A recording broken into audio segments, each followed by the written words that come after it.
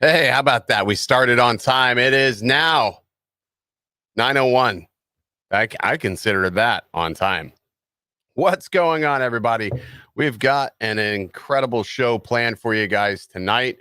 We have none other than Kabab FPV that will be joining us. We're going to be talking about the STM chip shortage, how it's affecting the industry, how it's affecting pricing in the industry. Got some minor updates. We're going to talk about some things. I did a thing today. I think this is number 3. I don't know. You tell me. What do you think? I made some changes to this. It's missing an arm, and I got to put the motor back on. But we'll talk about this. We're going to talk about that and how that actually happened. My bad. That is number 3 if you're keeping track. But phenomenal show tonight. Let's go ahead and bring in producer Paul. Producer Paul.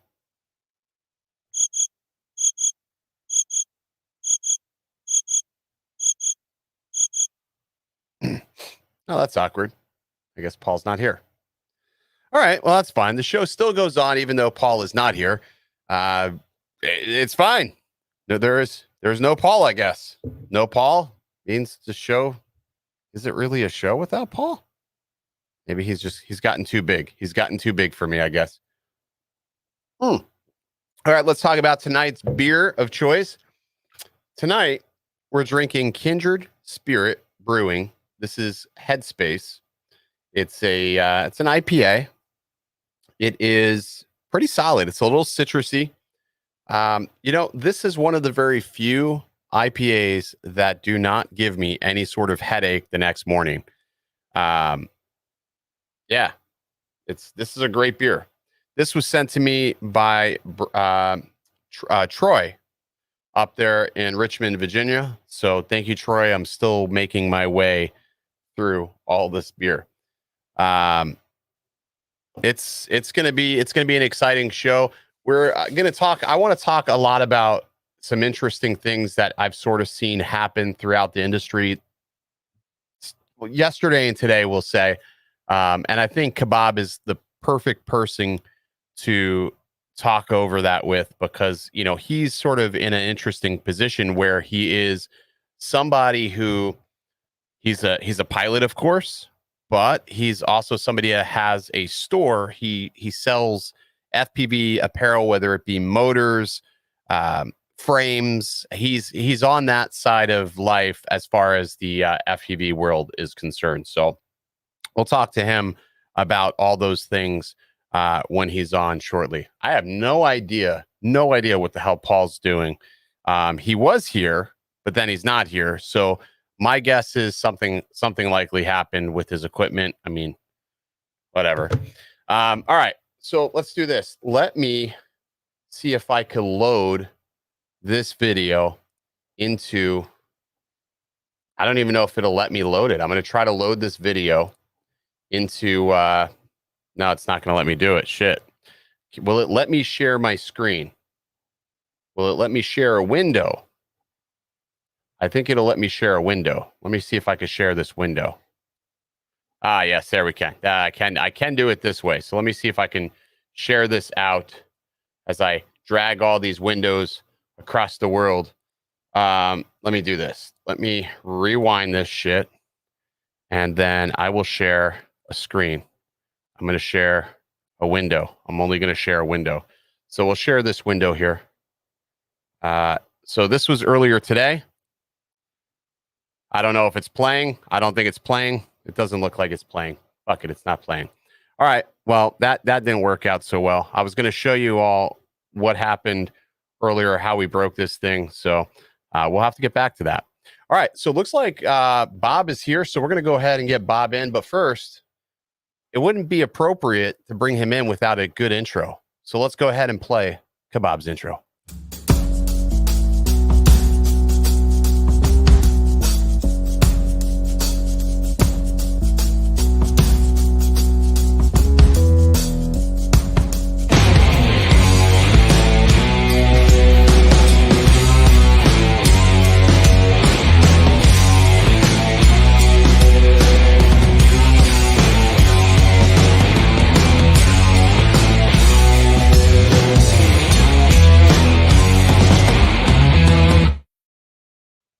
Ladies and gentlemen, without further ado.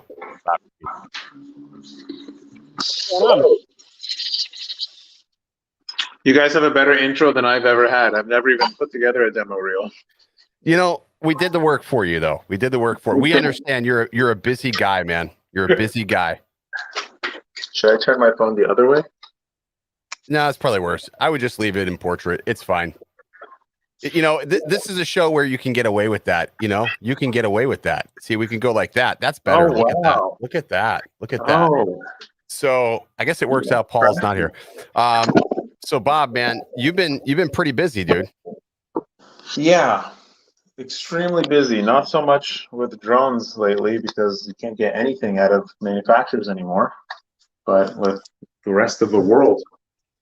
Yeah, so I guess people don't know you're a dentist, right? I am a dentist. I do a lot of dentistry. It's crazy how you just sort of found this other hobby, but then you're also a dentist. I would have never pegged you for that. Yeah, I never should have become a dentist. Okay.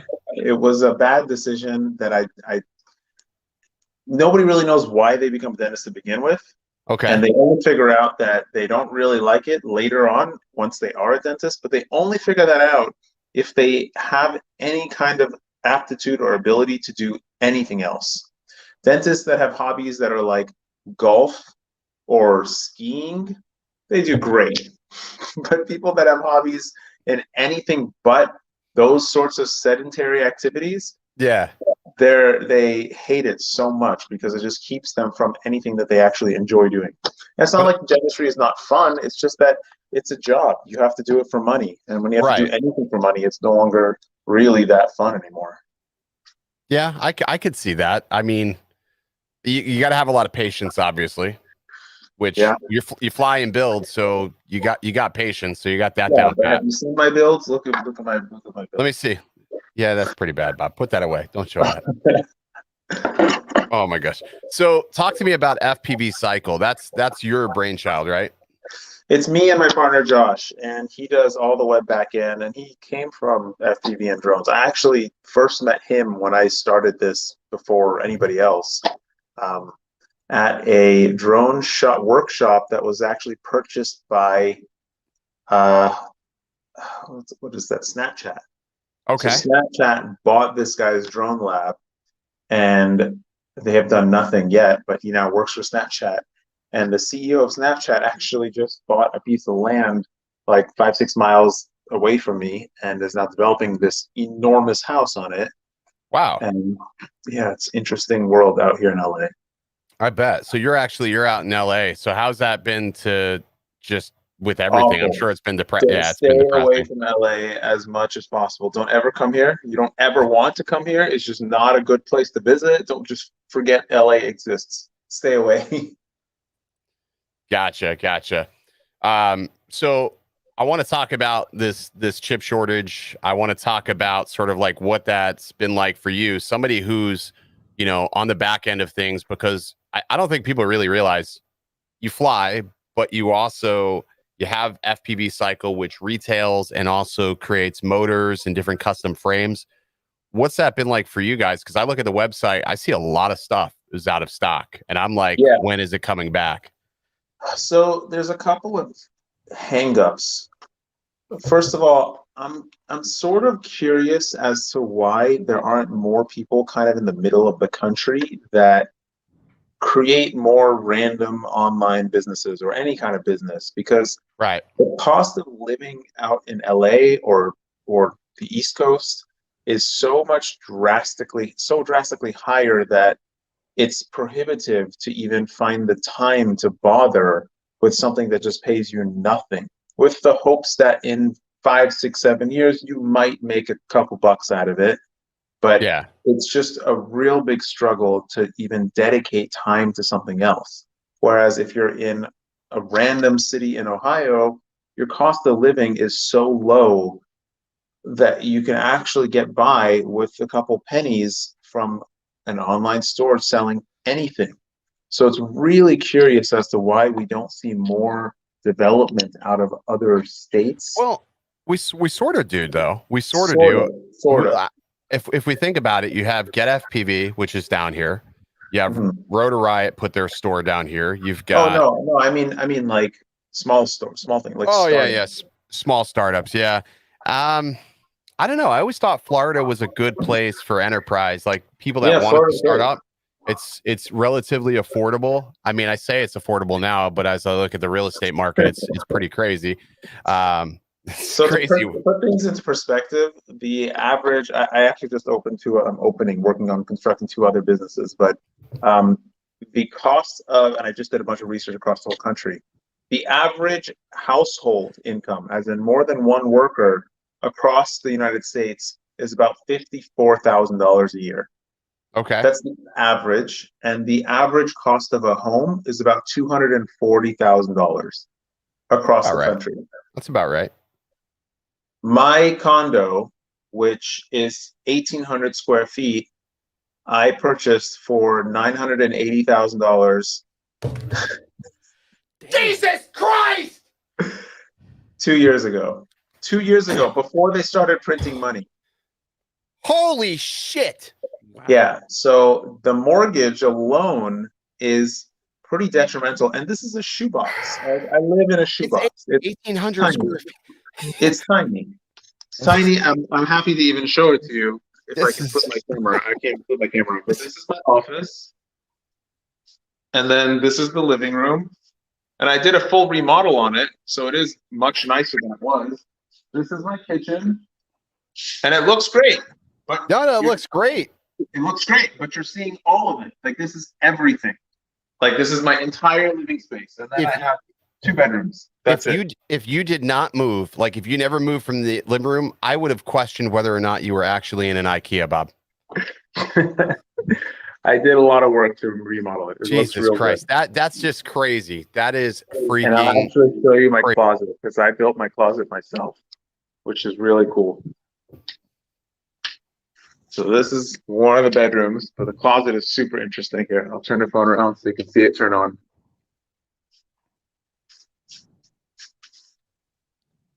So it's all LED lit closet. So let me ask you a question, because you just showed me your build. You showed me your quad build, and your closet is better organized than the quad.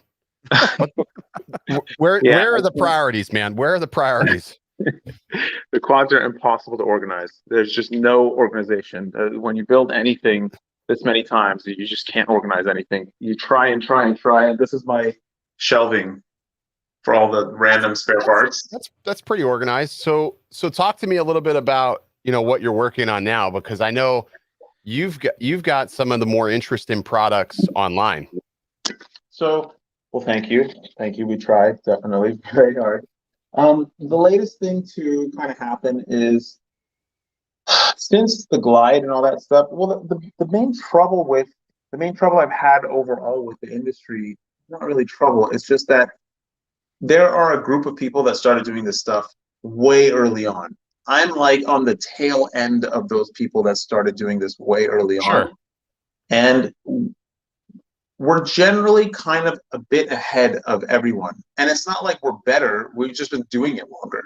Right. So when I did anything ever with Piraflip or on my own or anything, it's just because I've been doing it longer. It doesn't have anything to do with the fact that I'm better or I know better than anyone else. So at this point in time, the next wave of things, or my main interest, is to try and get things to perform better. I have no interest in anything else, but just try to make it perform better, better control, better to carry whatever we're trying to carry with whatever we're doing. And the most difficult thing has always been to try and create a structure, if we're talking about frames, a structure that can manage resonance and vibrations and do all that business, because forever we've dealt with this, and the code is actually phenomenal at managing all the vibrations.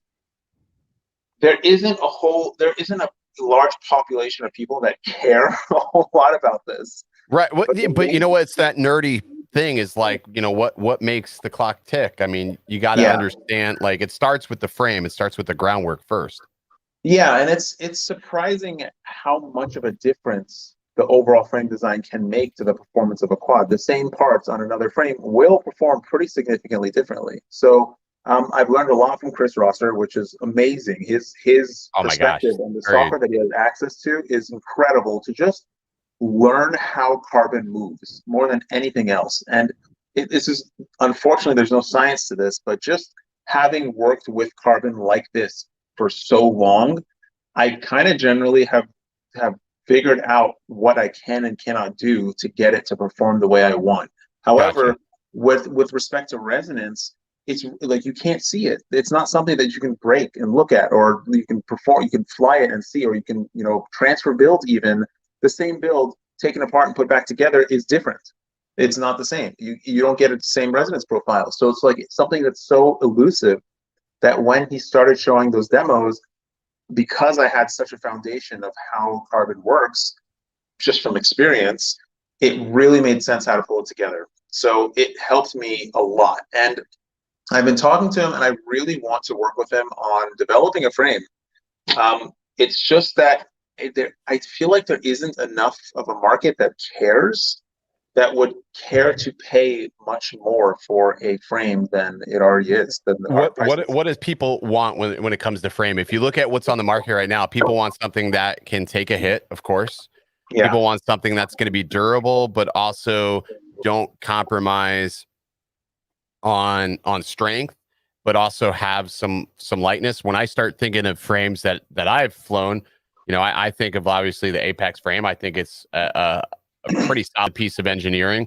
And there's a few others out there as well. I've seen the Glide frame, and I've seen, the hell is it now?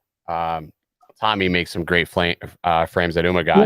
Yeah. The Moon Goat's an amazing piece of carbon, but again, they're all the same in a sense that you got 4 arms and 4 motors is going to go on it. There's only so much you can really, improve, of course. And then, of course, you got your price, which $99 is actually a stretch, I think, for a lot of people. So the way that you described it is exactly what everybody else perceives. And that's the trouble, is that, to me, there's actually a lot of variation between these strings. A lot, like significant night and day differences. But that only comes from having experienced so many different products and designed so many different things and tried to progress the design of so many things. So to me, these products are genuinely very different. And my list of requirements for a design is just getting longer. Like the list is huge, from convenience to actual cost of manufacturing, which is a huge one, to the actual quality of the carbon and the way it comes together, and the ease of use, the actual buildability and manageability and repairability, the durability, sure, but more about efficiency use of carbon, efficiently using carbon so that you don't get a whole bunch of extra weight where you don't need it, as well as just reliability of the product. It's just, it's like the list goes on and on. So the way you rank these matters, and it makes a difference with what the designs are. And especially when people want props out of view of the GoPro or the camera, which I don't even understand. People think it's huge. I don't understand. So many people complain, I could see the tips of my props in my camera and my FPV feed. I think, and I'm like, I think that stems from the camera guys. The camera guys, the guys that are flying, like coming from like a Mavic and things like that. I think it's more detrimental to them because, like, for me, I'm like, I don't care. I'll crop in a little bit or you know, whatever I need to get it out of my frame. GoPro, the FPV feed. Oh, the FPV feed. Yeah. I don't understand why that matter. I don't understand why that matters. Like, it doesn't. But so many people complain about it, and I'm like, I'm so sorry. That's not something I focus on. It just does not matter to me. The GoPro, I can understand that, and I have moved entirely to a wider X, and I've tried to optimize the whole distribution of weight on the structure. But seeing props in your feed just doesn't have any bearing whatsoever. I mean, I can see if you were using a prop that maybe lit up or something, that would be annoying. But who the freak does that? You know what I mean? A lot. The crazy. number one complaint about the Glide is that there's props in view of not just the FPV feed, but the GoPro as well. I mean, but the FPV can't, both GoPro and FPV. Okay. But there's dead cat arms, which we've kind of phased out because they really weren't all that popular. There's a bunch of diehard users, but overall, there's another frame, the Prototype 5, which never got a formal name. But there's another one also that I'm working on as well that has the same layout as the Prototype 5 that they just have props out of view fully. There's just no props in view. So you're going back to the drawing board on what you think a frame design should be based upon new information then? Yes, completely. Do you find it better to focus on frames now, given the fact that the current market, because talking about sort of, you know, what we titled this as, you know, the STM shortage, because that's a real thing. I think people think it's bullshit. No, that's 100% real. But it's 100% real. We've noticed prices continuously go up across every aspect of FPV. Prices have gone up. People have had to retool their products. We've recently seen DJI do that with the air units. They've now turned the hands over to Caddx to continue the legacy of digital FPV, and those units are now about 15 to 20% more expensive than they were. It's going to go up more. You think it's going to go up more? Yeah, definitely. It's the cost of the processor that goes on these flight controllers is more than the entire flight controller last year. Really? Just for that little chip? Just the freaking chip. And it's just ridiculous when you have companies like Beta FPV that are still making trash and wasting all these chips, so that other manufacturers that can actually make something without it breaking after 2 uses don't have access to anything. Like, they just sell the whole lot. Do you think it's time, like, you know, companies start looking for other avenues, other solutions beyond like the F7 chipsets? Or is it's just one company that's making these microchips? So it's not. Well, I mean, it's one main company, but overall, it's a somewhat rudimentary chip. There's obviously other options. I mean, they use them. They use H's, they use whatever's, but we could tend to go for the most cost-effective solution. The F7 right now is the F7 actually the most cost-effective. It costs about the same as the F4.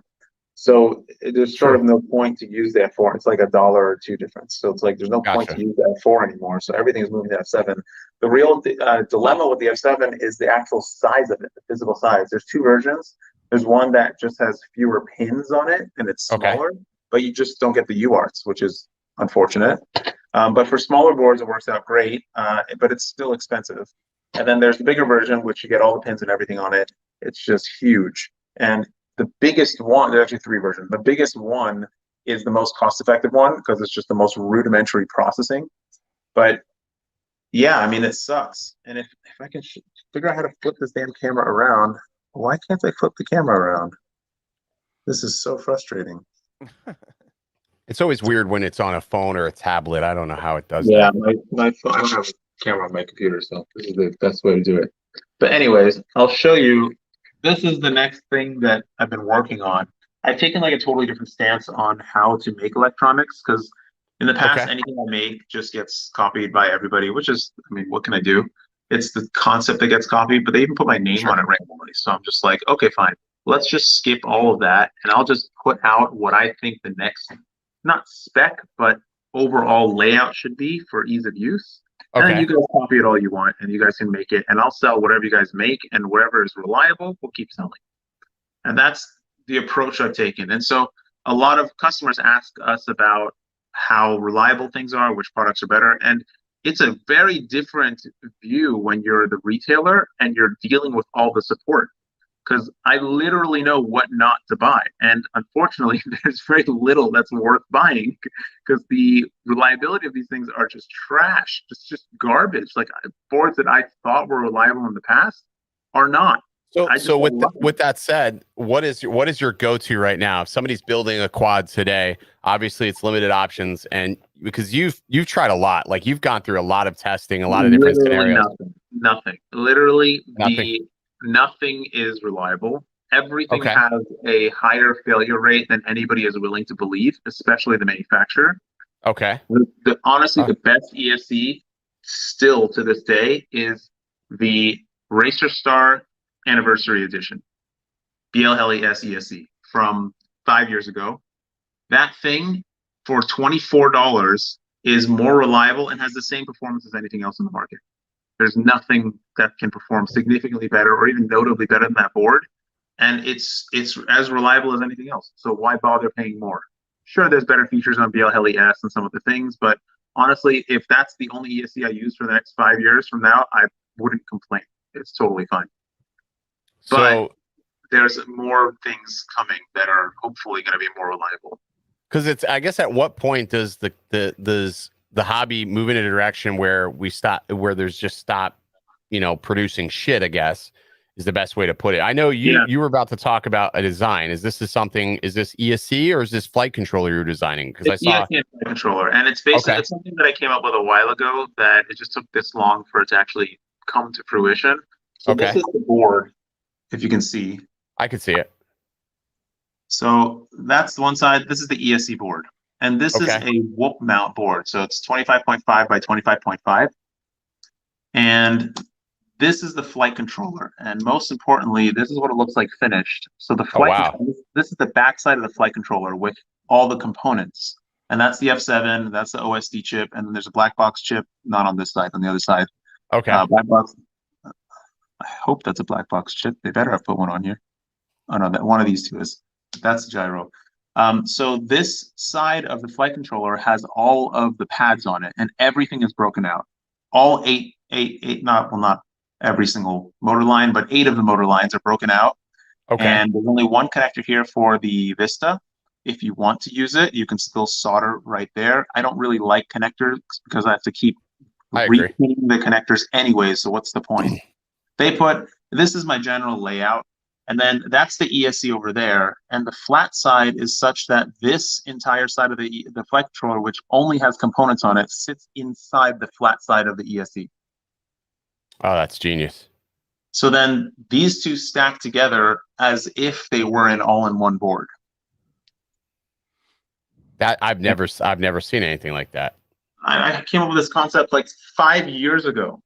5 years ago, and nobody made it, and nobody wanted to pay for making it. I didn't really feel like paying for it, but then eventually it got to the point where people took my all-in-one board concept for a 1S toothpick and started making 50 amp all-in-one boards that are whoop mount. I'm like, what the hell is this shit? And now everything is so expensive. What's the amps on that? What's the amps on that ESE going to be? So this is actually the special part. So this particular ESE that's coming is going to be 35 amp 6S. Okay. The amp really doesn't matter. It's 6S. Sure. It's and if you 6S compare capable it to a whoop board, you basically get one entire side of the flight controller in addition of real estate plus the edges of the ESE. So you have a lot more real estate to work with than an all-in-one board. I Make like sense? it. I like So, it. and the boards are separate, so the noise control is way better because having an all-in-one board is detrimental to any kind of noise management of the whole system. So just having separate boards alone will drastically improve all the electrical noise in the system. So that's great. And it's going to be really easy to solder up because they're all just going to fall on top of each other, and they're all aligned. All the pins are going to be aligned, so it's really easy to solder up. And so overall, this makes the most sense now because we need more real estate. First of all, having an all-in-one board that's 50 amps is insane. It won't work properly. It doesn't matter what the amperage is. The actual physical PC board cannot carry the amperage. Like, it's stupid to bother with it.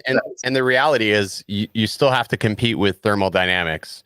Yeah, it's just not going to work. You can't cheat that. Those are things that you just can't cheat, which I don't think people really understand. Like, I hear people complain all the time when they're running these all-in-one boards.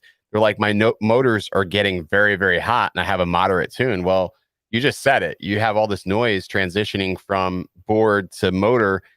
It's going to happen, and you're going to end up with hot motors, and things aren't going to work like they would work when you had things separately. If it was so great, we would have had all-in-one boards a long time ago. Yeah, we've had them for a long time, but we kind of migrated away because if you burn one ESC, you lose the whole damn thing. Exactly. So now we have what, like $100 all-in-one board for my flight, which is just stupid. So now separated, if one burns, well, now you're only out half the money. You're not out all the money. So that's a 16 by 16. Is that what I'm hearing? This is 25.5 by 25.5. So it's a whoop mount board, and all of our frames, all of our frames, I think, have had this mount on them. The Glide, the Prototype 5, the new one's coming, the 7, everything has it forever. Like, it's had it since I came up with this idea years ago. So you could buy a Glide frame and basically mount any glides that are already out there. Most of the glides in service already have this platform. Gotcha. So it just makes sense. Now you just have this one little whoop board and you're good to go. You don't have to deal with anything else. And it all fits into the frame. It's nice and low profile, and it's good. This is one version. And then I'll show you there's another one too from another company. So you said something though that sort of stuck out, about people sort of copying things, because I know how you were pretty fearful with the Imperials and the Emerald motors, the 5-inch motors. You wouldn't give up the size. Is that something like that happens that often, that it's like a cat and mouse game playing whack-a-mole with these companies? Like they just don't have engineers to design or innovate? It's not that they don't have engineers. It's like, let's look at this from the standpoint of no, that doesn't really help. Basically, we've given all of our manufacturing potential to China. Yeah. All the manufacturing of the world is in China. There's a little bit in Mexico, a little bit in Vietnam. That's pretty much it. And they have ample manufacturing potential to manufacture unlimited things. All they need are things to manufacture. So where's the best place to find things to manufacture? Just look for things that are already popular, things that already have marketing behind them so that you don't have to do any marketing. True. So they're not doing anything different than I probably would do if I was there. I would absolutely do the same thing. What's popular? Okay, let's make something that's similar. Put another brand on it and sell it. So they're just piggybacking off everything and anything. They don't give a shit what it's for. They don't know what it's used for. They don't know how it's used. They have no clue, no idea whatsoever. And even when you give them feedback, direct and clear feedback, they can't. It's like you're speaking another language, which you are, but it's like you're speaking like 4 languages different. They have no idea what you're talking about. So the reason why we have so much trash in this industry is because if somebody comes up with a good idea, it gets copied to hell by people that have no clue what they're doing. If these people would just hire somebody that was clear about what it's used for and had any clue of what it was, they could rule the market because they have all the manufacturing potential. Right. They have the power to do it. Yeah. Almost everything I've ever made gets ripped off constantly. Even things that I've worked with T-Motor to make the Toothpick 3. Like, that's that's who I worked with originally. They started making me motors. They started cutting the frames, started putting, I wanted them to put together ready to flies. In the middle of all our work, I even had a contract with them saying, look, this is my product. You cannot copy it. You cannot give it away. You cannot tell anybody about it. They signed it. I signed it. I still have the contract. In the middle of development, but like maybe 50 or 60% through, they released their own toothpick product. They literally called it toothpick. And then they proceeded to tell me that this was not inspired by you. We came up with this on our own.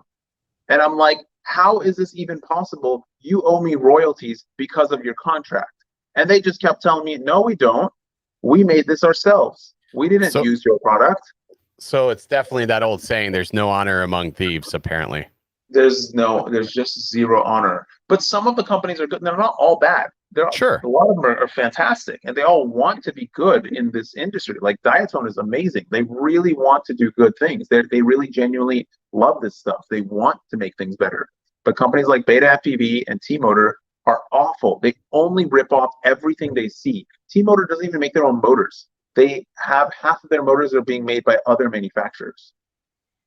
So let's talk about motors while we're on this subject, because you put out the 5-inch motors, which sort of took a lot of people by storm. And I'm not gonna pretend to downplay this. They're sort of like crack. You know, they're good, but we ran into unfortunate dilemmas, which stemmed a lot from the shortages of everything. Okay. The manufacturers changed the product entirely from what the prototype was. And they delivered a cosmetically flawed and mechanically flawed product that worked most of the time, not all of the time. I had good luck. I had the Imperials, and I was running them on FET Tech builds, so KISS primarily, and I had an amazing experience until you crash. You just crash one time, and one of the biggest flaws that I found was that the bells bent. Because they're wider. Yeah, I mean they bent quicker than a stripper. You may know this or not, but I mean that's a Florida thing. Yeah. But the new one coming is drastically different, and it's way beefed up. The bells are like 5-6 times as durable. They're way bigger. I'm stoked for that because as somebody who's like I'm running like iFlight and everything, I was happy with that size. That size sort of gave me that perfect sweet spot between good throttle management but enough power. It just and just ample smoothness. I can't explain it. It was just a really solid match made in heaven. And of course, when you crash and then you have to go to replace stuff and you go and look, you're like, oh shit, everything's out of stock. We still have bells. We still have replacement bells. Yeah, the motors are gone. Paul destroyed them. beyond repair. So they look the same. You're not gonna be able to tell the difference. So these are the new ones that. Okay. I like that you can't tell the difference though. But well, as far as strength goes, better strength. So this is even the prototype. The final new version, and actually all of our motors are going to match. Okay. So the newest version is going to have 6 spokes on the top, and the whole top is going to be way thicker. Gotcha. Let's see. And when those become available, Bob, there's going to be more than enough to handle all orders. We spent every dime we had. And so that's the other thing about the store is that we have to build up capital. I mean, I put like $200,000 of my own money into the store to just perpetually reinvesting it to get it going. And I finally got my money back, but we're not taking any profit or anything out. We're not paying ourselves anything. We're just trying to build the store up, and we're not even planning on paying ourselves. Maybe sometime in the far future, we'll just sell the store to another company or something. But our goal is not to really pay ourselves. Our goal is to just improve things and move it forward, and then investigate other options. So I like that. This is one of the prototypes, but they're all going to have the same look. So this is the 2203, but we're going to be going with a 2303 for the Cinderbolt motor and put the new one, which is a little bit of change. I don't know if you can tell, but it's sort of got like a shimmer to it or something. Yeah, the top of it has this shimmer, has the same kind of shine to it. All the motors like have this kind of shine. I sort of like that. It's all white, and then now the wires are all going to be white too, and the heat shrinks is also going to be white. I like that. So that's going to be very unique and hopefully distinguish itself from others. But this motor is a little bit special because it's got the new kind of a shaft on it. So these smaller motors, T-mount is terrible, very annoying. So Yeah. we've eliminated T-mount entirely. Only the people that run those invisible quads will ever really use T-mount. This shaft is an M3 shaft. It's an M3 titanium shaft. And then this is an aluminum collar that screws on and off the shaft. Okay. So this makes it compatible with M5 mount props. And you use a tiny M3 nut, which is more than sufficient to secure it all. So for smaller motors that are running super light props or other small props, they're all going to have this shaft on them, the ones coming. Nice. So it's a really clean and easy way to go, and I'm pretty sure motor manufacturers will copy this. So in the future, we'll start seeing, well, because it makes sense. It just makes too much sense not to. And in the future, they don't watch my show, so we're good for a little bit. We're good. We'll start getting M3 mount props in the future. So it just makes sense. Move all 3-inch and 4-inch down to M3. Why bother with M5? You think it's a good idea, like, to jump on the bandwagon of, okay, you're producing these motors, maybe start producing props for that as well now? Well, yeah, I let all the prop manufacturers know. I give them a heads up, and then they consider it, they think about it, and then when it's actually out there, then they start making it.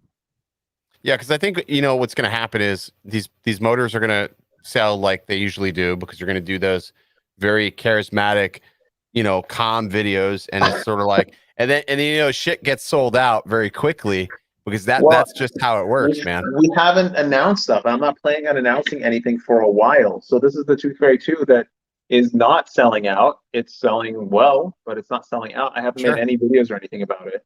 And it's still in stock, and it's doing great. We just got another batch, actually. So we're trying to build up everything before announcing anything.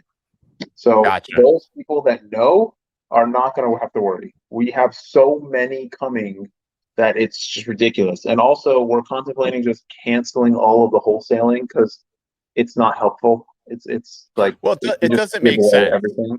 It doesn't make sense, because you're going to take a profit cut, and you just told us, you're not making any money now. You're basically breaking even. You're doing this as a ladder. You're trying to, each step. It sounds like you're reinvesting a lot back in to FPV Cycle. So it wouldn't make sense to wholesale now. Maybe if you got to a point where you can say, hey, I could take, a vacation on behalf of FPV Cycle, then it would make sense to wholesale. But I can see where you're at. But plus, too, it keeps people coming back to you, looking at your store, saying, what does FPV Cycle have that I also need to add to cart?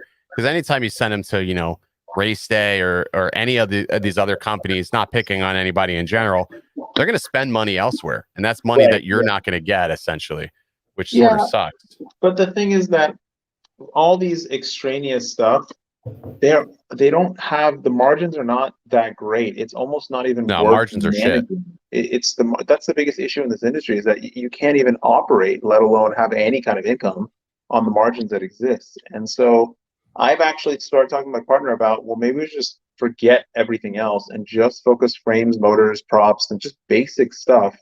People can get everything else from somewhere else. Like, if you look at our actual income, really, it's almost entirely from motors, and it's not even a good margin on motor. Like, it's almost nothing from motors, but still, because we sell so much volume of motors, it's just like, why bother with anything else? Frames and motors. Frames just to offer something, because I don't really like anything else out there, but the motors are really the only product that we make that's actually worth a damn.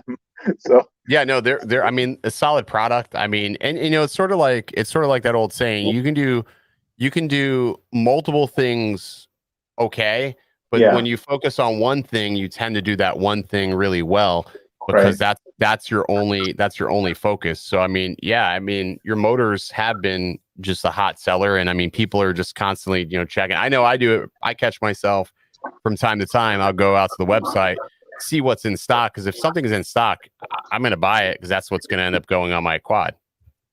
I will actually send you a link to our latest list of motors that are coming, that you can put in this description, in the video description. Yeah, we'll put it in. Yeah, we're going to put it in the video description, and same thing for FPV Cycle's website. It's going to go in the description, in hopes that, the next time these 5-inch motors come out, they sell just as well the first time. I got some questions in the chat here. Mr. Spat asked, have you ever thought about setting up shop in the States and cutting your own carbon here? I would love to. The problem is that it costs a lot, and it's a full-time job. It's a full-time job managing that thing.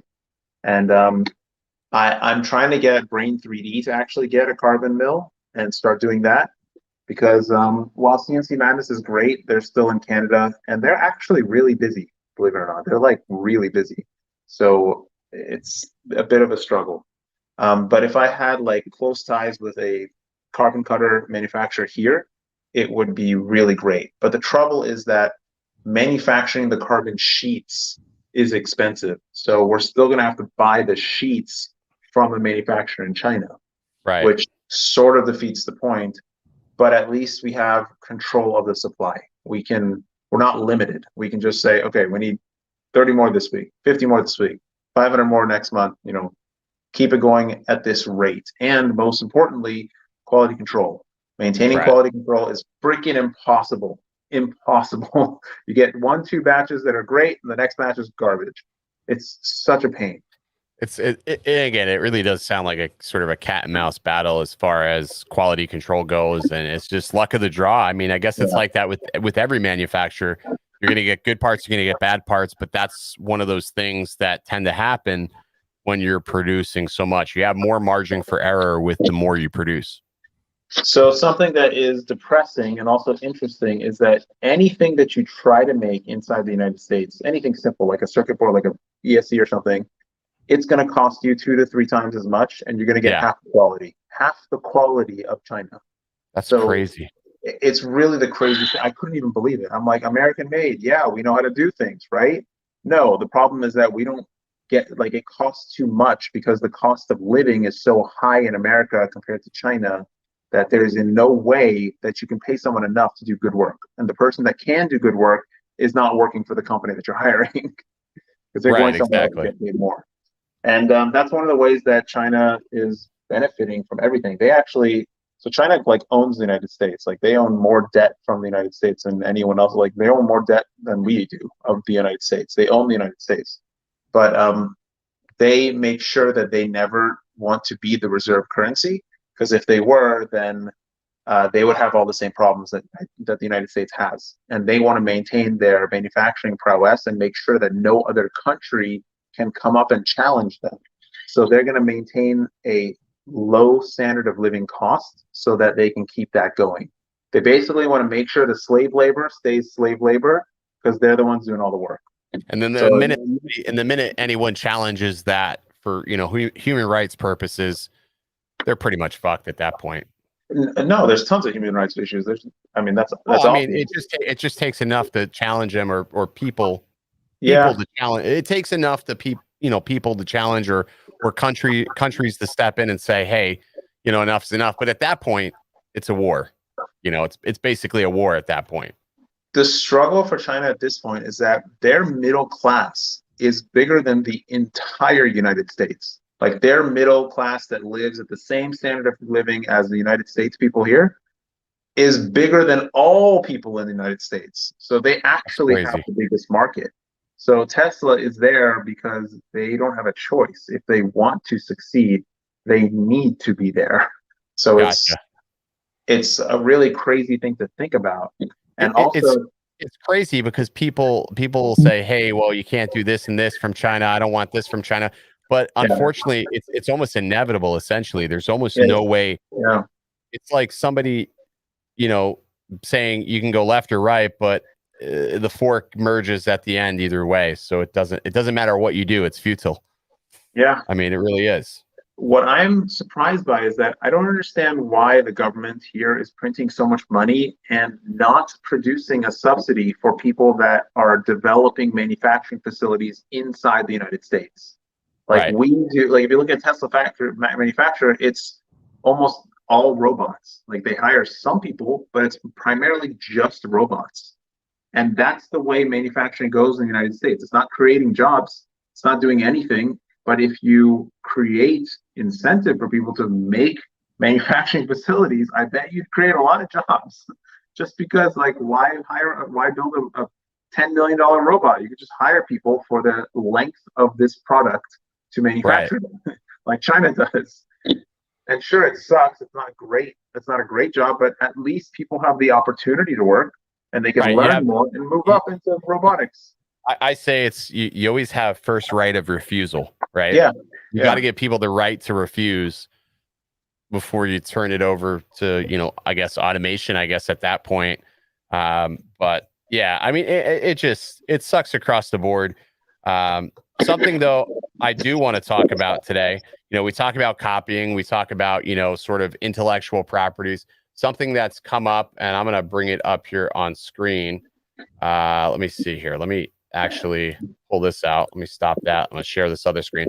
I'm going to share the screen because I know you'll be able to see it. Let's see. So this came up today.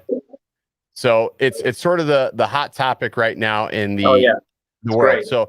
So let's go over to screen 2 here, which is this. So this is Rotor Riot's latest, you know, slim duck Cinewhoop. What's your take on this? Do you feel like Fantastic? I think that should be standard. The Squirt should be the standard. Yeah. So the argument that a lot of people have made as of recent is that they sort of ripped off Chris Teal's design for the Slam Squirt. You mean Rotor Riot did? Yeah. Yeah. Okay. I mean, sure, it definitely is a ripoff, but at the same time, that's a good design. So sure, it's a ripoff. I mean, in this area, it's hard. It's really hard. Like somebody else modeled it. It's not the same model.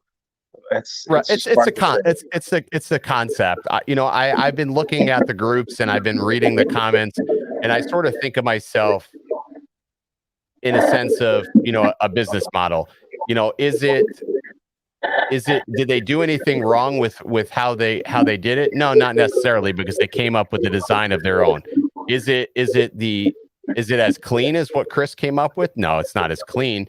But it's likely will function the same. You know, it's one of those things. I think that this happens a lot. I think that, you know, when things like this do happen, I think it's just sort of one of those things. It's a respect thing, right? Yeah. You know, it would be nice for it to say inspired by Chris and originally from Andy Shen. Right, exactly. Because Andy's the creator of the Squirt, and then, you know, Chris took on. But, you know, I think it's just because Chris gained his notoriety with the Slam Squirt that it became such a ordeal. Yeah. You know, but I mean, I think in the end, everybody's going to lean this way. I think that the Slam Squirts, the Slim Squirts, whatever you want to call it, that's going to be the new sort of. So I've got some other things in the area. So this is the duct for our Cinesport. It's very similar to the Slam thing. It's same concept. The duct design, Andy did a great job coming up with the general duct design. Sure. A little tiny tweak here and there, which is literally just make it shorter. It just makes it better. And that's been recognized now throughout the whole industry. Right, and exactly. Adding an appropriate motor to it just makes any kind of a Cinewhoop fantastic. The dilemma that I have with Cinewhoops is that the performance is actually too good in the sense that it's too fast and it's too capable. So people that fly the little exploded GoPros on the tiny little things. Okay. I hate exploded GoPros or exploded anything because I cannot maintain the damn thing. Like if I crash and break it, I don't want to have to take apart another GoPro. It's ridiculous. I just won't do it. But I still want to have a platform that can move extremely slowly indoors. And even those exploded GoPros, the little tiny ones, they can't. And ducts in general actually do have a pretty significant advantage in the sense of they can move very slowly because of drag, because of whatever. You can maintain. I'll agree with that.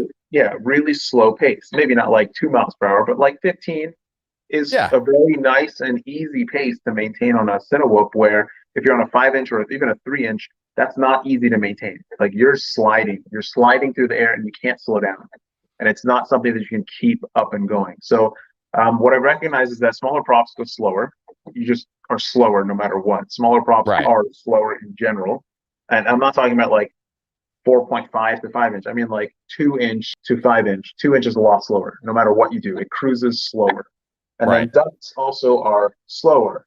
So what I'm getting at is that I have created these now, which are arms that I haven't tested yet, but it's a 2-inch Octo Cinewolf that I'm going to be putting on the Tooth Fairy. These are arms for the Tooth Fairy. Okay. But I'm planning, the Tooth Fairy is going to have Cinewolf arms as well, so that you can take the same frame and just swap the arms. So it's going to be 4 motors or 8 motors, 8 motors 8 essentially. motors and a flat Octo, not a coaxial Octo. Okay, so flat Octo. Yeah, flat Octo, and you're going to have 8 2-inch props, so they're going to be very slow, like it's going to be a slow quad. Having 8 motors gives you a lot of stability, particularly indoors, and I'm hoping that this thing will fly, and you have 8 motors, so it can lift a lot. So hopefully this thing can fly very slowly, lift a good amount of weight, and give me the quality that I'm looking for. That's interesting. I don't think I've really seen like a flat Octo whoop ever. I'm sure somebody's made one, but I'm sure, but I haven't seen one. I mean, it takes, I think once you start stepping over the bounds of 4 motors, things get really complicated, and it's a complication that a lot of people don't want to sit there and troubleshoot and fiddle with. Yeah. Yeah. I mean, it's, but we are starting to see a rising that though. We're starting to see a rise in Cine lifters, which most all of that I've seen have required, 8 motors. I see a lot of people using the 30 millimeter motors. I'm seeing a lot of people using those. Those are good, and now the 31 size is pretty much the standard for 8-inch Cine lifters, and 8-inch is becoming more and more the standard. Except that there are no durable 8-inch props, so people usually go down to 7 inches because they can get some nice polycarbonate props that won't explode if you touch something. Exactly. And Doll is actually working on an 8-inch prop. I just put a couple people in touch with them that they're trying to make an 8-inch prop. I would like it to be a folding blade, so I have something here. So Doll made a 7-inch folding prop, which I actually love, but the problem is that the hub is a little bit of a risk because it can break because it's plastic. So somebody in the community, which I can't remember his name, he actually designed and milled me an aluminum hub. That's nice. And it's got 3 M3 screws in it. Like, it's solid. This is not going to break. And then I put the blades on it. And shockingly, this performs significantly better than the plastic hub. That makes sense. That makes sense. From a performance standpoint, which is mind-blowing to me, which means that the plastic hub is flexing in the middle somehow, and the aluminum is not flexing. So I've relayed this across. I mean, I've asked this guy to make these hubs, but he's busy. He's down here in San Diego, and it would be great if somebody could make an aluminum hub and then have people make durable blades that just swap onto the aluminum hub. That would be amazing. That would be amazing. It would be great, and it would also be great if we could come up with a standard so that we can build the actual blade onto the bell of the motor. So instead of just like old times, how the old camera lifters would have just props to just slip on to a motor hub. Same thing. If we could just come up with a hub and you just put blades on that hub, then you don't even need the hub anymore. You just have blades on a motor, and you can swap one blade at a time. You can change it to whatever you want. There's a bunch of advantages to folding. There's also some disadvantages. There are more moving parts, but something like this, I'm not worried about break. Like, this is not going to break. This is totally solid. Terrible. Each hub on the prop has more meat on it than one big hub. So I'm not even worried about this breaking. Like, this is not going to break. It's super durable. And so I want it to be folding, but other people want it to be static. Ultimately, I don't care, but I'll give you some other tricks. I actually came up with a method for coaxial crafts to have braking in the air. So you can actually slow down without changing your nose. Okay. So this is a little wild. So if you think about how an Octo, a coaxial X8 is set up, usually I think the top motors all spin one direction, bottom motors spin another direction. It usually doesn't alternate back and forth. But if you flip it and you alternate it all back and forth so that the bottom is like a single quad and the top is like a single quad, like in terms of rotation. Let's say you're going forward and you want to brake. So your lower motors keep spinning the same direction, but your top motors can reverse. And so now you literally have reverse thrust blowing up while the lower motors are maintaining your altitude. So you basically need to have a half 3D mode to get braking. And you can tweak this such that the more you apply the brakes, the more the lower set of props spins up to counteract the drop. So if you, on a 3D quad, if you just slam reverse, you're just going to go down. So Right, you don't you're going to go downwards. You just want to slow down. So if you make it such that the lower blades will spool up to counter the downward vector of the top blades, all you're going to get is a reverse forward vector. So you're literally going to have brakes. So you can fly forward and chase a car, and when it slams on the brakes, you can slam on the brakes too. You can keep your position. And so I actually have a couple of designs that I'm working on that are X8 5-inch quads with some of the new motors that we have coming. And I'm really excited to see this. The Emu Flight guys are actually already working on it. I'm really excited to have brakes. Is that your go-to? Is that your go-to? Is Emu Flight? I meant to ask you that. Is that your go-to? Yeah. I can't use Beta Flight anymore. Like, it's just a disaster. Like, nothing flies right. And to get anything flying right is so challenging that why bother? Just use Emu Flight or even Beta Flight 3.5.7. Just go backwards. You don't have to do anything. You just put it on the quad and go out and fly, and you're done. Like, it flies pretty good right off the bat. So it's I can't use 4.2. It's really sad.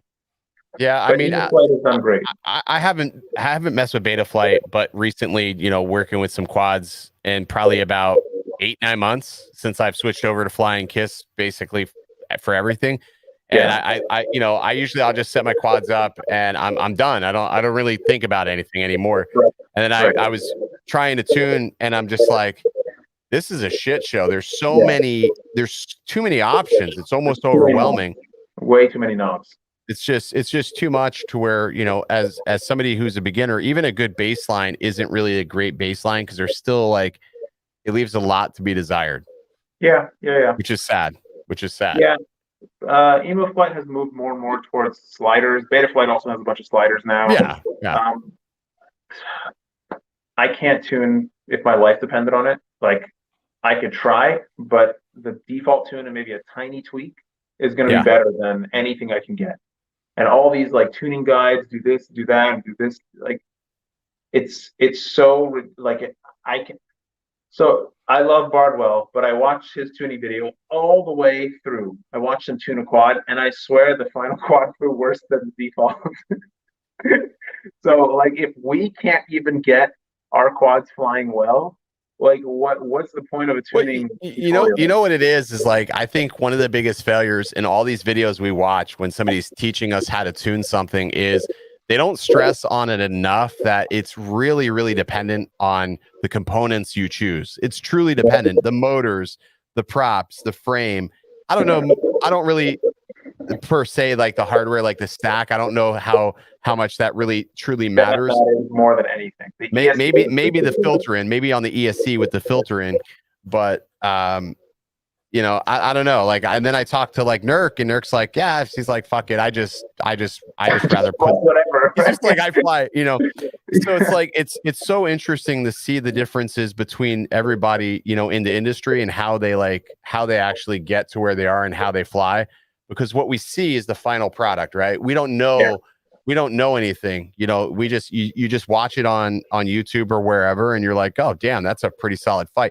But you don't know about any of the trials or tribulations that led up to said flight, right? It's one of those things. Everything I design, everything I do, I try to make it such that it takes the minimum effort possible to get it to be good. That's what I'm looking for, man. That's what we're looking for. Efficiency. That's all I aim for. Like, I don't want to fiddle with anything. I need it to keep working, and I need it to work for me. And I can't have to work for it. And that's why I'm like, I can't take apart a freaking GoPro. I can't build something that has so many pieces that it's just a pain in the ass to deal with. Like, I can't maintain something that I can't even fix, like a freaking uniframe frame. Like, I can't fix an arm. I busted this shit today. I broke the arm clear fucking off. And I said to myself, I said, you know what? No problem. It's an arm. I'll put a new arm on there. Let me tell you, man, this is the most complicated freaking thing to take apart, dude. I'm just gonna Paul. I'm gonna pay the money and just send it in to get it fixed, dude. Wow, that looks really cool. That looks pretty dope, dude. The I sent it to Brain 3D for just measurements to make Okay. stuff for it, and he Yeah. sent it back like this, covered in Brain 3D stickers. I've been meaning to Nice. make another video on it, but I just have not had the time. And honestly, I don't know if anybody cares anymore. I don't know, man. I mean, I think there's a market for it, but I mean, it's so frustrating because I mean, it explodes if you hit something. You know what I mean? Like, I mean, I'm not saying I fell from a high point, but I mean, it took what my normal quad would do is like I would just turtle out of it and I'd be back up in the air like that. This hit the ground. I mean, hit grass, and it's just like, you know, it's It weighs a freaking kilogram. Like, give it a break. Yeah, I know. That's my What bad. number I is had that, Ken? This is number 3. Oh gosh. You know, it is. I was planning on talking about the camera because I feel like the camera is its biggest Achilles heel. I feel like the camera looks like shit, and and DJI tout it as sort of like a dynamic cinematic, utility. The But FPV view is phenomenal. That is the best FPV view I've ever yes. seen. The clarity as a pilot looks amazing, but I'm talking about like post processing. Yeah, not good. Not good. From a pilot standpoint, yeah, it's phenomenal. But if I'm somebody who's like looking to, grade this or you make it something, it's not so hot. So I really wish they would just add FPV to a Mavic. Just give it low latency video and put it in goggles. That would be, I don't even care if it flies poorly. Having that camera on board with the gimbal is freaking gold. Yes. All it needs to do is just follow movements with a delay to isolate any weird movements. Like, correct. It's like it would be incredible if that's all they did. It was just a dream. It would be a dream come true. I was thinking about that as the more I fly, I find myself, coming from the camera world, the camera drone world. I used to be able to fly line of sight. Like I could follow my Mavic, I could track. And now the more I fly FPV, I'm like, fuck, I can't fly line of sight for shit. Like if I'm not in the goggles, I feel sort of lost. I lose a sense of confidence in a sense. Maybe that's just attributed to just, that latency and just being able to physically be there. I don't know. When I fly line of sight, my brain is confused at why I can't see where the quad is going. Right. Like, I'm expecting to see like FPV view. Yeah, it's weird. It's weird to think that, but I mean, it happens. But yeah, I don't know. I think I'll probably end up just, when I finally fix this, I'll probably just set it on the shelf more as a trophy type of thing. I'm retired. I'm hoping still that they update the firmware and make it actually work well in FPV mode, like full FPV. And I think it's really fun. The wand is really fun. The wand stick to use is really, really fun. Oh yeah, we call it the wanker. The wanker. I think it's really, really a joy to just play with and fly the damn thing randomly. Otherwise, I mean, pilot, right? I mean. Yeah, I mean, it's funny. I was at an event. In South Florida, and this guy was there. He's never flown drones before, but he was flying with the wanker, and he was just ripping. I mean, he was doing things like I wouldn't normally do. Period. And he's just ripping around because he doesn't know any better. And we're by water, and he's just like, he goes, if I feel like I'm the Maverick, like Tom Cruise. And in the next breath, I shit you not, Kabab, it just dive bombs into the fucking water. I mean, hits the water so hard. I mean, just, I mean, it was like famous last words was that was it. It's just funny. It's just, you could only make that shit up in a movie type of thing. But, dude, I appreciate you coming on tonight, chatting, man. I hope this was a candid conversation for many who's stuck through it this long. I've got all of Kabab's links, whether it be social media, FPV Cycle, in the description below. I'd highly recommend being subscribed to his channel and follow him on social, because if you are somebody who is a motor crackhead and you like the Imperials or the Emeralds, you should definitely keep an eye on that, because with version 2 on the horizon at some point, I'm sure even with ample stock, they will probably sell out, because they normally do. There's a lot of stock. If it sells out, it'll be fantastic. I know I've got 1, 2, 3, 4 that I'll be putting them on. back on. So I'm ready. Yeah. I'm ready. Bardwell has a video ready on it too. Bardwell's actually the only one that has the actual final motors. I know he did. I know he did because he did a video the other day, and the motors had this black. Yeah, and I'm like, come on, it's I did like, that. it was so obvious. I'm like, I feel like he does that just to, I did people that. are like, you I did that?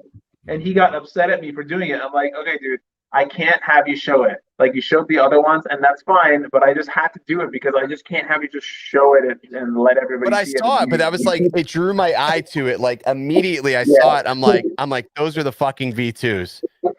Those are the V2s. I'm like, I know they are, because you wouldn't put black on. I knew it. See, I knew it. Yeah, that's the only set that exists that's actually final and good, like the 100% finish. Good. Well, I know if he's flying them, then it's got to be good. Yeah, he has the video, everything. We're just waiting for manufacturer to actually start shipping the motors. Dude, I honestly, I'm stoked. I'm stoked for everything. I think a lot of people should watch this video back. Like, again, if people skip through the video, but I think there's a lot there that people, if nobody knew who you were, or they've sort of known, they followed along with the channel, they'll definitely know who you are now. So I appreciate you, man. Then I'll leave you with one other thing. This is the final, probably the last 5-inch quad design I'll make, because I just don't have any other direction to go. This is kind of very unique because unique. It's from a lot of, well, it's unique, but you've seen it before. I mean, there have been frames like this before, but sure, it's unique the way the arms come together, because I've learned a lot from Chris Rosser's videos, and this is actually 2 arms. So that in doing this, it manages the vibrations better because you have the carbon running optimally on both spars. Oh shit, I see it. I see what you're talking about. It also redistributes the carbon from the center over here, like there's just a little bit over here, to the rest of the arm. So the overall arm weighs the same as other frames. It's just got more carbon in it. Gotcha. So it has full stability on the twist direction with vibrations, way more rigidity on the flex up and down. So overall, the vibrations and resonance is going to be much better managed on this. And we have a new carbon layup that I've worked on to try and optimize for durability and rigidity that will improve it another 14-15%. So this is about as good as I can come up with. And it's got the same overall body as the Prototype 5, but the arm structure is completely different. And this same structure is going to be used for a number of other designs as well. It scales really, really well. Scales amazing. So when you get bigger, this arm structure works really well. So this is like the final version, final concept, final design, like idea. Okay. That will kind of go through everything. We'll propagate through everything. I like it. I feel like my takeaway from this entire interview is that you are an FPV guy that is part-time dentist. Yeah. That's, yeah. I mean, I'm doing the traveling. So I'm a dentist, but I just travel. I do some general dentistry, but mostly I'm just doing oral surgery. So this is my travel kit. So all my instruments and everything are in this set of boxes. My sedation equipment, my surgical equipment, and all my stuff. Actually, I've been talking to this company. Is this like Uber for dentists? It is, except that I go to dental offices. Okay, I was gonna say, like, is there an app? I service their dentists, their patients. I gotcha. This is a surgical robot that I've been talking to the company that places implants. Oh wow. Yeah, and I really want the one office, which is a surgery office that I work in, only surgery office that I work in, to pick up one of these robots because I think it is very marketable. I think people would run to have implants done by a robot, and I would be a lot more comfortable just, I don't care, the robot has it under control. So it's really interesting to see. And the most interesting thing about this is that one of the most difficult things about robotics anything, or augmented reality anything, is actually tracking the patient, because the patient is like soft, everything moves, and we need like sub-millimeter accuracy is worthless. I can do sub-millimeter with my hand. We need more like 0.2 of a millimeter accuracy, like at worst. And if you try to use an optic system, it's still challenging because you have all these cameras, but you still can't get like sub-millimeter accuracy from afar. This robot has a physical arm that attaches to the patient's jaw. So it's physically attached to the patient, and that makes me very comfortable. That's why I'm interested in it, because it's a physical arm. It's got all the sensors in the arm. The patient moves and it knows exactly what's happening. That's So freaking crazy. It's crazy to see the technology being used in dentistry. Super crazy. And it's not even like gyroscopes or anything. It's just like straight up physical attachment. And you know what? Really does a lot of robotic dentistry. But off topic here is that even with all the technology, like they still can't figure out decent dental insurance though. Oh my God. Gosh, mine's terrible. It's not insurance. It's a coupon for some dentistry. They're just misusing the word insurance. But forget insurance there. They can't even figure out health insurance in this damn country. Like, they keep going after the wrong things. If they just go after the hospitals and are like, no, you can't charge $30,000 for a Band-Aid. No, I'm sorry. That's not going to happen. It's just if they gave everybody a standardized set of fees, like a fee schedule that's standard, and then told them, you can charge whatever the hell you want. This is a public standardized fee schedule. If you charge more, people will know you're charging more than the standard. That's all they have to do. There's nothing else the government needs to do. It'll fix itself. But they will never do that because too many people make too much money off healthcare. Yeah, it's sick, man. Really is sad. Well, dude, I appreciate you coming on, brother. I think, like I said, one of my favorite interviews. And honestly, no bullshit. You're definitely one of my favorite pilots that I get a chance to watch. And thanks. If I get a chance to fly again. Well, keep get that robot and maybe you will. I don't. All right, Bob. Well, we'll see you later, brother. Take care. Bye-bye. See you, buddy. I actually finally made it. Dang freaking! I had a Chrome update that destroyed it, man. StreamYard's like, you don't have a camera plugged in. It's not supported by the browser. I'm like, what? Man, what a cool show. A lot of information, like very good information, very technical information. Like, I think, if people get this far, they're going to have to sort of disseminate some of the information because there is just so much there. But I got to tell you, I am so excited every time I get a chance to talk to another, I don't know, I guess we'll call it icon in the industry, which I feel that, Bob is definitely an icon in the industry. He should have way more subs than he does. I mean, that guy is like, oh my gosh, walking flood of knowledge. So much knowledge. But that's the thing, though. People look at knowledge and people look at these things like whether it be building quads or flying. They want instant gratification when it comes to a skill set. That's the problem with this industry, and especially drones. Nobody wants to put in the time to understand it or learn all the different nuances. And I've said this before, I didn't respect it until COVID. When COVID hit and I finally, like, work slowed up and I said, you know what, I'm going to put 110% into understanding, all the little idiosyncrasies that go into it. Once I put time into doing it, I had a way more respect for everything as a nutshell, I guess. So yeah, good show though. Holy shit, man. Paul, do you have anything to add to the show tonight? Because you were mostly MIA. I mean, the problem is when his knowledge with FPV was so you let it run. You let it run, Paul. Just keep letting him go. And yeah, I mean, I'm not going to stop it. I feel like we got way more knowledge than we bargained for. I mean, that's yeah, for like sure. you said, I can't believe he's a dentist. You need to get your teeth done by him. He's a traveling dentist, so he can come fix your teeth and fly, and then you can fly FPVs after. I don't know if that's not going to how that works, Paul. So I'm going to send this in to go get fixed tomorrow.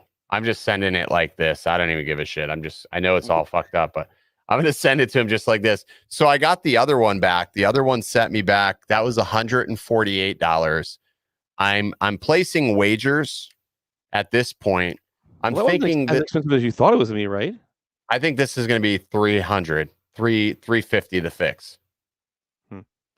What was wrong with it? Didn't the other one have a broken arm as well?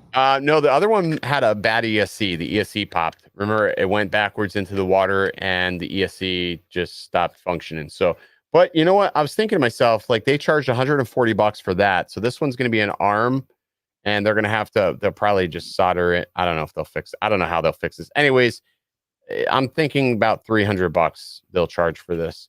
I don't. You know what it is? I could fix this, but after taking it apart, I just don't have the patience to put it back together. There's so many effing screws, man. There was more screws on just the arm than there is on an entire build. Like it's just too, I don't know, fiddly. It's just too fucking fiddly.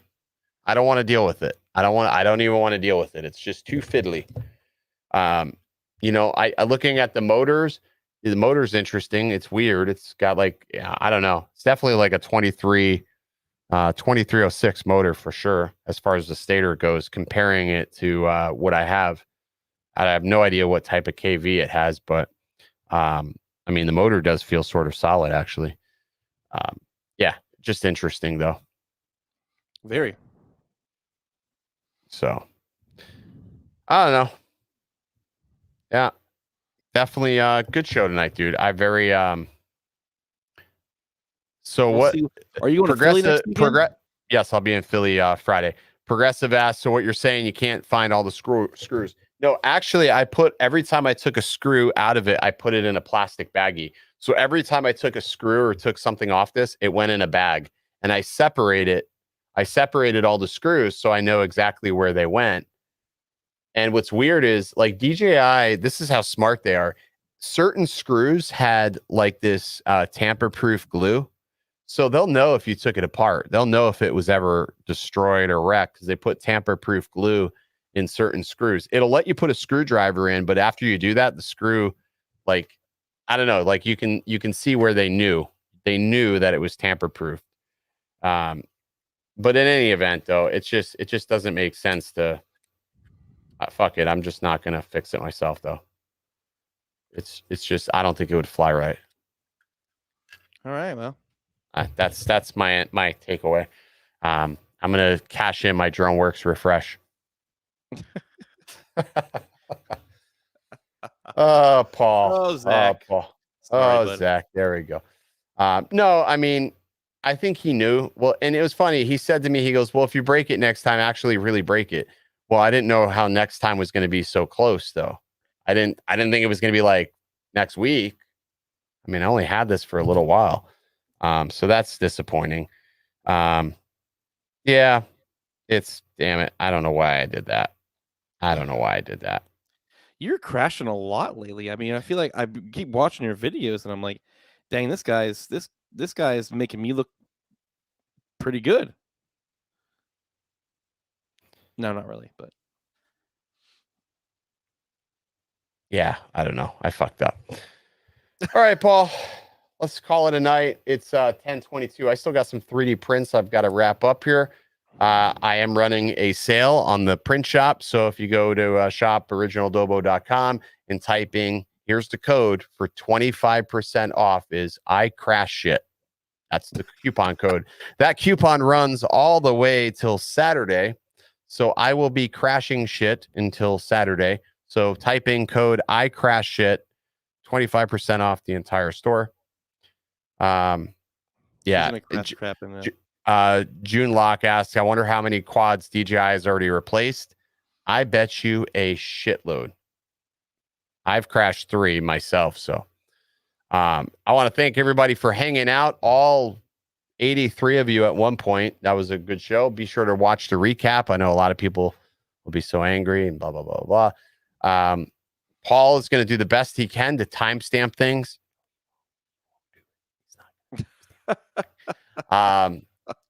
And next week, next week, we're back with season 2 of Drone Brews. Can you believe that? We're already been on for 2 whole seasons of Drone Brews.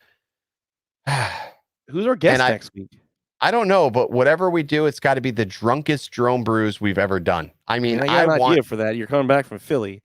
I'm going to be coming back from Philly. Probably be some stories to tell. We're going to have stories. We're gonna have Probably a lot of stories, drunk stories too. I don't know. a lot of drunk stories, and we'll have to have a guest. Maybe I can line a guest up while I'm up there. I don't know. Maybe. So I will be there. We have the Rhode Island meetup that's happening on the 31st. We're going to be raffling away 2 Mavic Minis. I'm not. DroneWorks did provide the Mavic Minis. They were Flymore combos. I think Zach fucked up. He said, I don't know. How nice of him. It was a good mistake. So the 31st will be in Rhode Island. I will be in Philadelphia until Monday, maybe Sunday or something. I want to link up with Bot Grinder. So that's the game plan. That's the game plan. We're gonna go. We're gonna get it.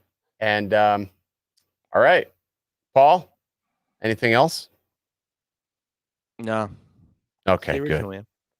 Why do you do that, Paul? B-Man asked, what do you think, bro? What's happening after Collier Park?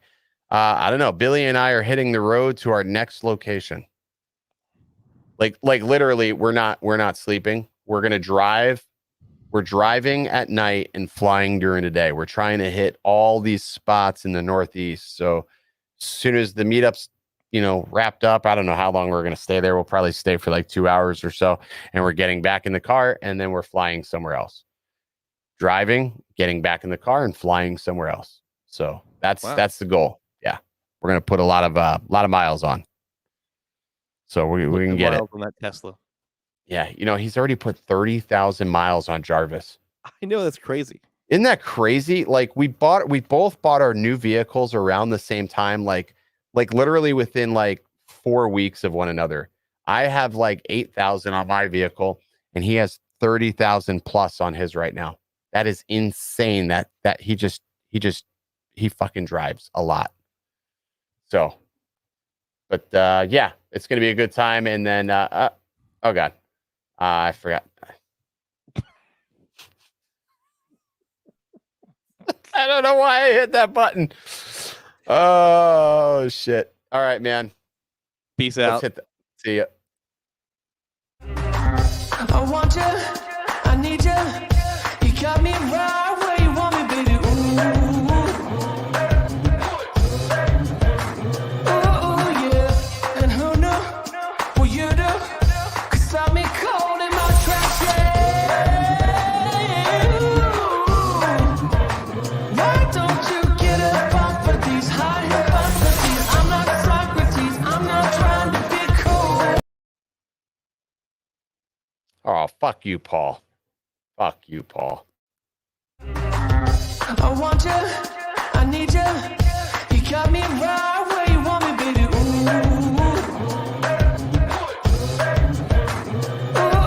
Yeah. And who knew what you do? 'Cause I'm me cold in my tracks, why don't you get up off of these high hypotheses? I'm not Socrates, I'm not trying to be cool. Yeah.